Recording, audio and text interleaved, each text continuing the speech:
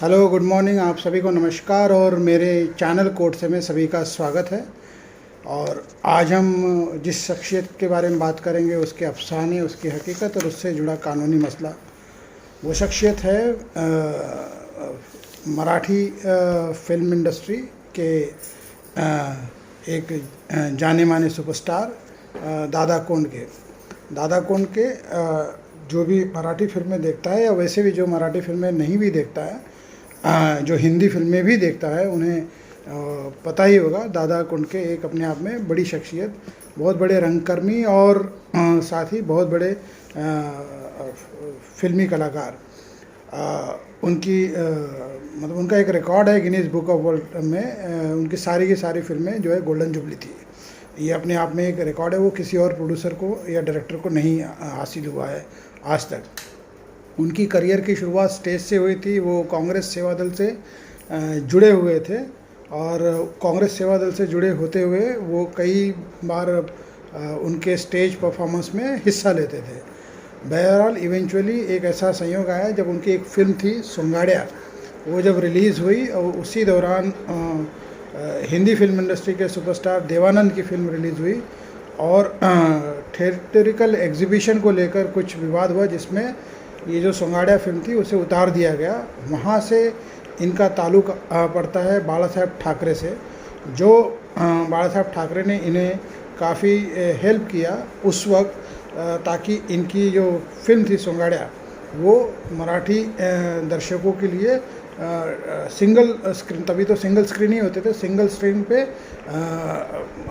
Available हो, ताकि उनको वो स्लॉट मिले। तो इस लिहाज से फिर उनका जो संबंध होता है और फिर बाद में शिवसेना के सुप्रीमो लेट बाला साहेब ठाकरे के साथ में होता है। उसके बाद फिर इनका ताउमर उनसे संबंध रहता है, ये उनके लिए प्रचार भी करते हैं और अंत में इनकी मृत्यु जो है 14 मार्च 1998 में हुई। जन्म इनका जो हुआ था 8 अगस्त 1932 में परेल में ही हुआ था। तो ये इनका बेसिक बैकग्राउंड और फिल्मी करियर। इन्होंने जितनी भी सारी फिल्में बनाई वो उषा चौहान के साथ में लीडिंग लेडी को लेके बनाई। इनका ऑलरेडी मैरिज हुआ था, बट इनका ज़्यादातर ताल्लुक़ उषा चौहान से रहा अपनी पूरे फिल्मी करियर में। अब इनके मरने के बाद ये एक उसके पहले अब एक विल एग्जीक्यूट करते हैं, जो कि एक मानिक प्रभाकर मोरे इनके नाम पे वो विल मतलब इनके नाम पे क्या मतलब वो विल जो एग्जीक्यूट होता है वो 2 जनवरी 1998 में, जिसमें मानिक प्रभाकर मोरे के लिए मतलब एज अ बेनिफिशरी कई सारी फिल्मों, लगभग 12-13 फिल्मों के राइट्स इन्होंने उनको एज अ बेनिफिशरी उसमें ग्रांट की हुई थी। और उस विल का प्रोबेट होता है 19 दिसंबर 2008 में। और उस विल के प्रोबेट के ग्रांट के अगेंस्ट में जो अपील फाइल होती है वो अपील डिसमिस होती है 22/7/2019 को। ये तारीख इम्पॉर्टेंट है।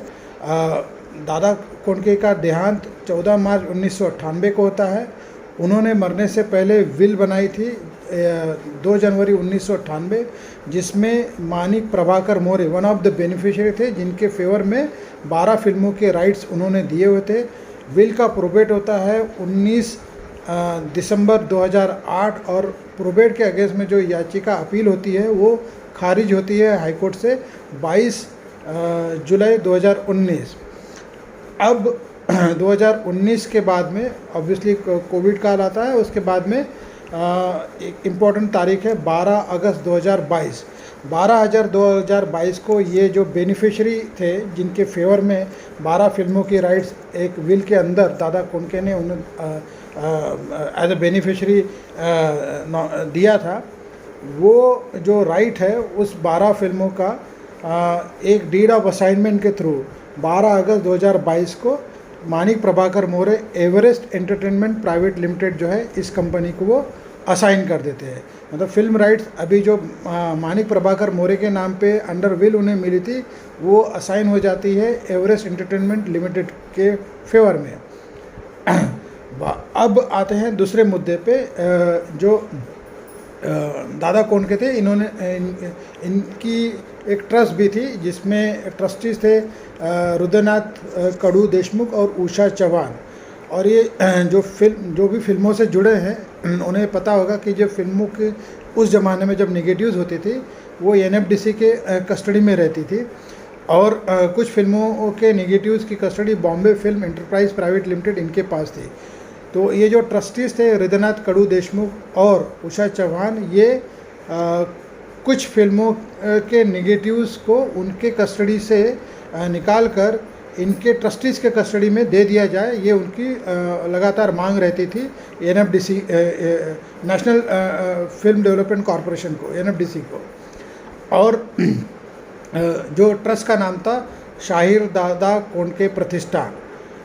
मसला यहीं से शुरू होता है जब ये असाइनमेंट होता है 12 अगस्त 2022 को मानिक प्रभाकर मोरे, जो rightful beneficiary under the probated will, वो एवरेस्ट एंटरटेनमेंट प्राइवेट लिमिटेड जो है वो एक सूट फाइल करती है, IPR suit, commercial IPR suit Bombay high court में 2023 में, जिसमें वो प्रिवेंटिव इंजंक्शन मांगती है डिफेंडेंट्स। अभी डिफेंडेंट उसमें ऑब्वियसली ट्रस्ट थी, फिर ये जो ट्रस्टीज है रुद्रनाथ कडू देशमुख, उषा चौहान और एनएफडीसी और Bombay film enterprise private limited.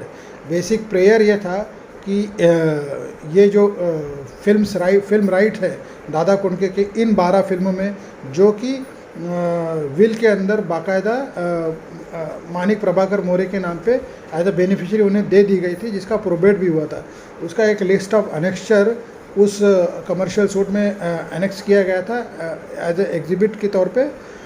उन सारी फिल्मों का जो नेगेटिव है वो अभी इस वक्त जो डिफेंडेंट है एनएफडीसी और Bombay film enterprise private limited, इनकी कस्टडी से निकाल कर वो एवरेस्ट एंटरप्राइज लिमिटेड जो है, जिनके नाम पे, जिनके फेवर में deed of assignment Manik Prabhakar More ने इन 12 फिल्मों का किया था, वो उन्हें दे दी जाए, ये एक प्रेयर था। और जब तक फाइनल रिलीफ नहीं होती तो ये जो नेगेटिव्स है वो किसी ट्रस्टीज़, जो कि ट्रस्टीज़ डिफेंडेंट भी थे, शहीर दादा कोंडके प्रतिष्ठान, हृदयनाथ कडू देशमुख और उषा चौहान, इनके हाथों में किसी भी फिल्मों का नेगेटिव नहीं मिले, ये हाई कोर्ट में प्रेयर किया गया था।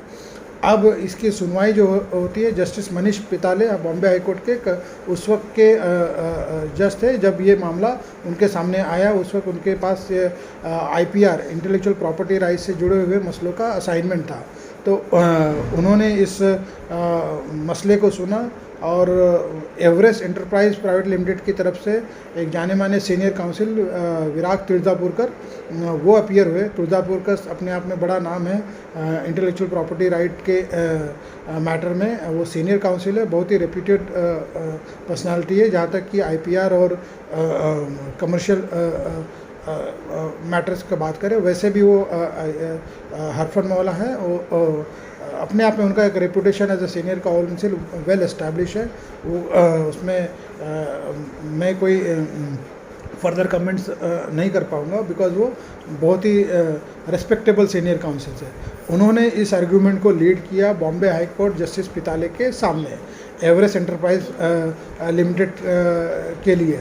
और फिर डिफेंडेंट की तरफ से एक गर्गे करके वकील थे, नाम में शायद मेरे से गलती हो सकती, बट डिफेंडेंट की तरफ से कोई बहुत बड़े काउंसिल अपीयर नहीं हुए थे।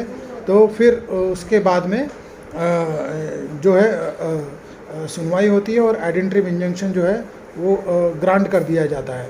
ग्रांट करने के बाद में फिर 6-7 महीने के बाद ही दोनों पार्टीज़, जो प्लेंटिफ्स और डिफेंडेंट्स हैं, वो आपसी सहमति से इसमें कंसेंटम वगैरह फाइल करते हैं और मामले का एक वायबल ऑप्शन निकालते हुए, आपसी सुलह करते हुए जो भी राइट्स है वो ये एवरेस्ट एंटरप्राइज लिमिटेड के नाम पे ही रहे, इस तरह का जो है कंसेंट डिफेंडेंट की तरफ से भी उन्हें मिल जाता है, कंसेंटम फाइल होता है और पूरा का पूरा सूट जो है वो डिस्पोज ऑफ कर दिया जाता है। और उस वक्त की सुनवाई जस्टिस रियाज छागला के सामने ये हो रही थी।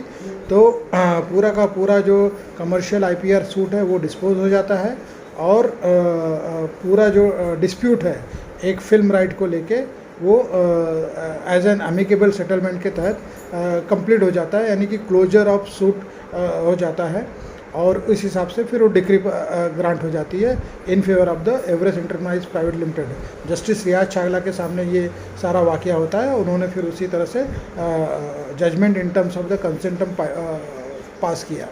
तो ये था आज का मसला, आज की शख्सियत, आज का अफसाना हकीकत, और वो शख्सियत जो दादा कोंड के उनसे जुड़ा हुआ ये लीगल बैटल और उनसे जुड़ी ये कहानी। हालांकि बहुत बड़ा लीगल डिस्प्यूट नहीं रहा है, बट एनीवे ये वन ऑफ द उनका डिस्प्यूट रहा है। उनके साथ और भी एक दो लीगल इश्यूज़ चर्चा में रहे, जिसमें से एक और डिस्प्यूट था। किसी ने क्लेम किया था कि वो उनके मतलब बायोलॉजिकल फादर थे, तो उस हिसाब से उन्होंने कुछ फिल्मों की राइट वगैरह के बारे में क्लेम वगैरह किया था, लेकिन वो क्लेम सस्टेन नहीं कर पाया। वो अलग मसला है, मैं उस मसले के ऊपर आज के इस वीडियो में कोई कमेंट नहीं कर रहा हूँ, एक जस्ट पासिंग ऑफ रिमार्क्स दे रहा हूँ। तो ये थी आज की कहानी, अफसाना हकीकत और कानूनी मसला, फिल्म पर्सनालिटी दादा कोंडके से जुड़ी। उम्मीद है आपको ये मेरा एपिसोड पसंद आया हो, और फिर मैं कल मिलूँगा एक अलग हस्ती, अलग शख्सियत, उनका अफसाना कहानी और उनसे जुड़ा हुआ कानूनी मसला उसे लेकर। तब तक के लिए धन्यवाद, और कल मिलूँगा। इसी के साथ मैं आज का जो एपिसोड है ख़त्म करता हूँ। फिर कल मिलेंगे एक नए स्टोरी के साथ में, एक नई कहानी, एक नए लीगल मसले को लेकर जो किसी एक शख्सियत से जुड़ा हो। Thank you very much, have a nice day, God bless you all.